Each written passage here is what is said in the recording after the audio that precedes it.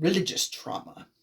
Quite a touchy subject to talk about for most people, especially for me. Not just because of how scarring it can be, but because I fear no one will believe what fueled it for me. Well, one of many things I've experienced during my childhood, really.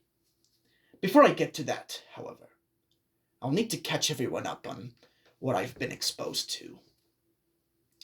I come from an incredibly evangelical family, with them always trying to shove the gospel in my face. As a kid, I was never sure how this would convince me to follow Jesus. Additionally, every Sunday, they would keep forcing me to go to church, even when I didn't want to. We went to this rundown Baptist church with the pastor spouting out Bible stories without a script. It kind of just felt like I was being yelled at for not following God for most of my life. The only thing I particularly enjoyed about church was the youth group my parents signed me up for. Every Sunday evening, my parents would drop me off there for a kids' Bible school. I met many of my friends there, though only a few stayed by me to this day. We were taught a lot of stories, as you expect. Moses parting the Red Sea, the creation of the earth, Jesus' birth, etc. Did keep us interested. The youth pastor would keep trying to fill his sermons with meme references akin to the time. Try not to laugh when I mention that this of the all things traumatized me. Back in 2012, we had a sermon explaining the fruit in the Garden of Eden. He didn't really explain its effects on humanity, just what it could resemble. For some reason, he attempted to explain it with an annoying orange parody video, even admitting he made it for us to watch. It was called The Praying Orange. Despite what the title says, Orange didn't pray once in it. The church just named it that because it's a Christianity buzzword. The video was a parody of the first ever Annoying Orange episode, with Annoying Orange, or with Orange annoying Apple in the kitchen. Specifically, it featured them in the pastor's kitchen. It also had Funny Walk, the usual Annoying Orange background music, playing over it, albeit the kitchen's radio audio clashing with it. The fruits had the pastor's eyes and mouth shoddily edited over them, with him trying to imitate their voices. Overall, the whole thing just had a very low budget feel to it. The video started like how the original did, but cutting to the title card, it would just start with Orange annoying Apple, telling him bad jokes and repeatedly saying, "Hey." Then after a while, instead of saying the "Orange, you got I didn't say Apple again" line, the scene played out differently. Orange. "Hey. Hey, Apple. Hey, Apple." "What, Orange? What do you want?" "Orange, you glad you and I follow Christ?" Orange didn't laugh after saying that, seemingly not telling a joke. Confused, Apple was taken aback by his question. "What? No, we're fruits. How can we even follow him?" Orange would blankly smile at him for a couple of seconds, right before his expression morphs into a disappointed look. He starts to drop the annoying act entirely, and then he said in a religious voice, "Well, Apple, we're living things, right? Not just as fruits, but we can speak tongues like him, too." Apple. "Yeah, but we don't worship him. We're just fruits. What do you want me to do other than inevitably get cut?" The background music slowly faded out, leaving only the kitchen's radio music, playing a modern take on the church hymn Amazing Grace. As it played, Orange began to sound angry, looking down and gathering his thoughts. He would then answer Apple, now using a more cryptic tone to his voice. "Good question. You could always just sit there and rot without Jesus." Oh, thanks, Orange. I never thought instead of dying I could just die but I don't mean it like that, Apple. Just listen to me, and you won't have to rot like how I almost did. Oh, okay. The radio's music slightly increased in volume during the conversation.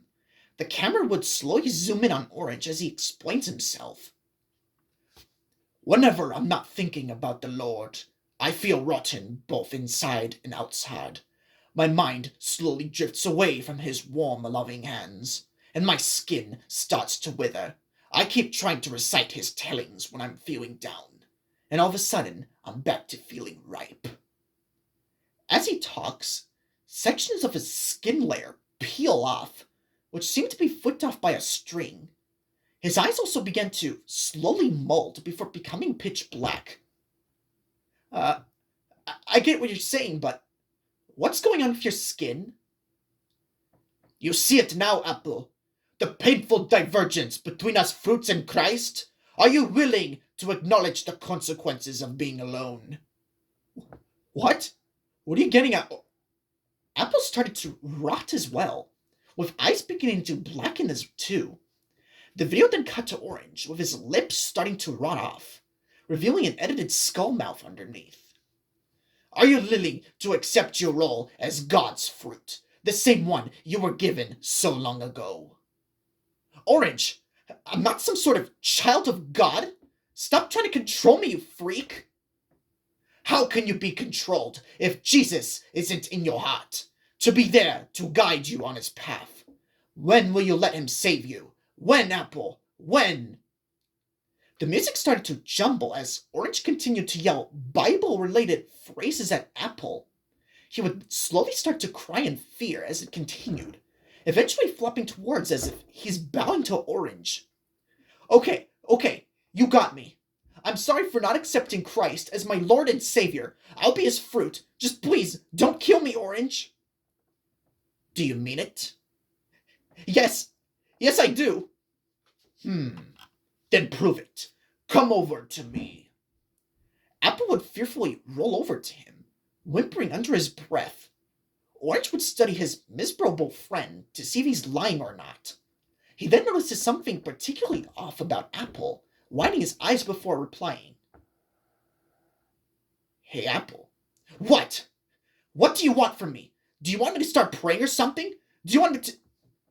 It seems you have to know what you're made for. The sins of man will be proud to know you've been saved. Before Apple could even reply to his comment, Orange would try to bite him down on him for a split second. The video cuts to black before Apple could scream, right before displaying an eerie visual. It was a crayon doodle of the rotted Orange staring down at Apple, bowing to him. Amazing Grace could start playing normally again, this time at a lowered pitch. The video would be a text beginning to be drawn to the screen. Jesus can save a rotten wretch like you.